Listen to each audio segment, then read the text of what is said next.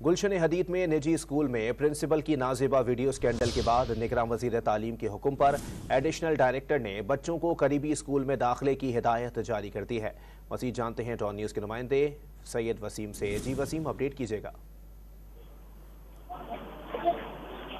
जी वसीम। गुलशन हदीद में निजी स्कूल में प्रिंसिपल की नाजेबा वीडियो स्कैंडल के बाद निगरान वजीर तालीम के हुक्म पर एडिशनल डायरेक्टर ने बच्चों को करीबी स्कूल में दाखिले की हिदायत जारी कर दी है। मुतासरा स्कूल के तलबा को करीबी स्कूलों में दाखिले की हिदायत जारी की गई हैं।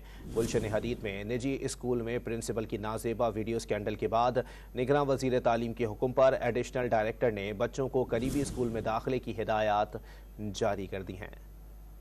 आपको अपडेट कर रहे हैं। गुलशन हदीद में निजी स्कूल में प्रिंसिपल की नाजेबा वीडियो स्कैंडल के बाद निगरान वजीर तालीम के हुक्म पर एडिशनल डायरेक्टर ने बच्चों को करीबी स्कूल में दाखिले की हिदायत जारी कर दी है। इसी पर मजीद बात करेंगे। डॉन न्यूज़ के नुमाइंदे सैयद वसीम हमारे साथ मौजूद हैं। जी वसीम, अपडेट कीजिएगा।